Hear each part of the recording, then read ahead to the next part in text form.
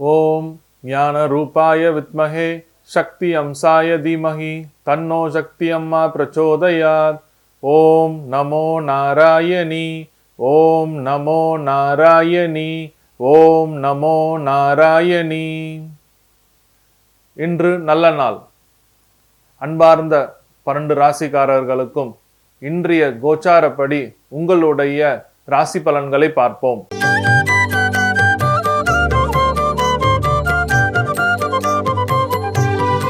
இன்று பிப்ரவரி மாதம் புதன்கிழமை 7/2/2024 சோபகிருது ஆண்டு தை 24. நல்ல நேரம் காலை 9:30 மணி முதல் 10:30 வரை, மாலை 4:30 மணி முதல் 5:30 மணி வரை. கௌரி நல்ல நேரம் காலை 10:30 மணி முதல் 11:30 மணி வரை, மாலை 6:30 மணி முதல் 7:30 மணி வரை. ராகு காலம் மதியம் 12 மணி முதல் 1:30 மணி வரை, குளிகை காலம் 10:30 மணி முதல் 12 மணி வரை. யமகண்டம் காலை 7:30 மணி முதல் 9 மணி வரை. மகர லக்னம் இருப்பு 1 நாழிகை 5 வினாடி. இன்றைய சூரிய உதயம் காலை 6:35. திதி இன்று காலை 11:18 வரை துவாதசி, பின்பு திரியோதசி. நட்சத்திரம் இன்று அதிகாலை 3:51 வரை மூலம், பின்பு பூராடம். நாமயோகம் இன்று அதிகாலை 3:25 வரை ஹர்ஷனம், பின்பு வஜ்ரம். கரணம் இன்று காலை 11:18 வரை தைத்துளம், பின்பு இரவு 10:31 வரை கரசை, பின்பு வணிசை. சந்திராஷ்டமம் இன்று ரோகிணி நட்சத்திரம். இன்றைய கிரகங்களின் கோச்சார நிலைகள். மகர லக்னம் மகரத்தில் சூரிய பகவான், புதன் பகவான், செவ்வாய் பகவான். கும்பத்தில் சனி பகவான், மீனத்தில் ராகு பகவான், மேஷத்தில் குரு பகவான், கன்னியில் கேது பகவான், தனுசில் சுக்கிர பகவான், சந்திர பகவான்.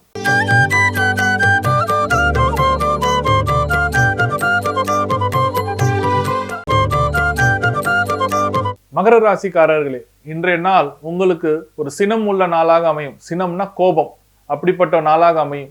யாருக்கெல்லாம் அமைய போகுதுன்னா, அரசாங்கத்தில் இருக்கிற அதிகாரிகளுக்கு அவங்களோட கோபத்தால, சினத்தால சில குளறுபடிகள் நடக்கும். அந்த குளறுபடினால சில விரயமும் ஆகும். அதனால அரசு அதிகாரிகள் நீங்க கோபத்தை வெளிப்படுத்தாம கொஞ்சம் பொறுமையா இருந்து யோசிச்சு அதுக்கப்புறமா உங்க முடிவை சொன்னீங்கன்னா இந்த நாள் எந்த குளறுபடி இல்லாம, நஷ்டம் இல்லாம நாளாக அமையும். தந்தை வழி உறவுகள்ல இருந்து சில துக்ககரமான செய்திகள் வரத்துக்கு அதிகமான வாய்ப்பு உண்டு.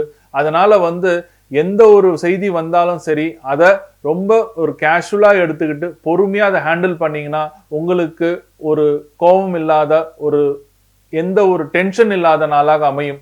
மனைவி வழி சொத்தில், மனைவி வழியில சொத்து கொடுப்பாங்க, சொத்து பிரிச்சு கொடுப்பாங்க, பாக பிரிவினை பண்ணுவாங்க. அப்ப அந்த பாக பிரிவினை பண்ணும்போது தேவையில்லாத பேச்சுவார்த்தைகள் வரும். அப்ப என்ன ஆகும்னா ஆர்கியூமெண்ட் ஸ்டார்ட் ஆகும். அந்த ஆர்கியூமெண்ட்டுக்கு அடுத்தது கையில சண்டை போட ஆரம்பிச்சிருவீங்க, கை கலப்பு வந்துடும். அதனால இந்த நேரத்துல மனைவி வழி சொத்து எது வந்தாலும் கொஞ்சம் பொறுமையா என்ன அவங்க சொல்றாங்க, உங்களோட மனைவிக்கு எந்த பாகம் பிரிவினையா வருதோ அது என்னன்னு முதல்ல தெரிஞ்சுக்கிட்ட பிறகு அதுக்கப்புறமா உங்க அபிப்பிராயத்தை சொல்லுங்க. அவங்க சொல்றதுக்கு முன்னாடி கோபப்பட்டு வர்றதையும் தடுத்து நிறுத்தி நஷ்டம் அடையாதீங்க. பரிகாரம், நீங்க இன்னைக்கு என்ன பண்ணணும்னா, பாம்பன் சுவாமிகளோட படத்தை பாக்கெட்ல வச்சுக்கோங்க, இல்ல மொபைல் போன்ல வச்சுக்கோங்க. ஏன்னா அவரை நீங்க பார்க்கும்போது உங்க மனசுல இருக்கிற அந்த கோபம் சாந்தமா மாறி ஒரு மனசுல ஒரு தெளிவு வரும். அதனால பாம்பன் சுவாமிகளோட படத்தை மொபைல் போன்ல வச்சுக்கோங்க. அப்படி பாம்பன் சுவாமி படத்தை மொபைல் போன்ல வச்சுட்ட பிறகு நான் சொல்ற மந்திரத்தை அந்த போட்டோவை பார்த்து ஒரு 27 டைம்ஸ் 27 தடவை சொல்லுங்க. ஓம் ஐம் ரீம் வேல்முருகா காக்க காக்க ஓம்.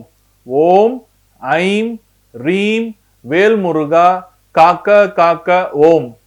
ஓம் ஐம் ரீம் வேல்முருகா காக்க காக்க ஓம். இந்த மந்திரத்தை பாம்பன் சுவாமிகள் படத்தை வச்சுக்கிட்டு ஒரு 27 தடவை சொல்லிட்டு வந்தீங்கன்னா உங்களுக்கு கோபம் குறைஞ்சி, சினம் குறைஞ்சி இந்த நாள் ஒரு நல்ல நாளாக அமையும்.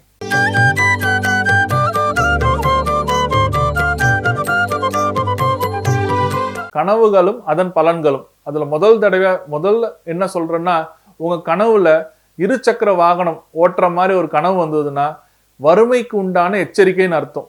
வறுமைக்கு வருவதற்கான எச்சரிக்கை. அதனால பயப்பட வேண்டாம், மகாலட்சுமியோட அருள் இருக்கும், அதனால வறுமைக்கு வரமாட்டீங்க, இது ஒரு சகுனம் தான். அதோட பலன் என்னன்னா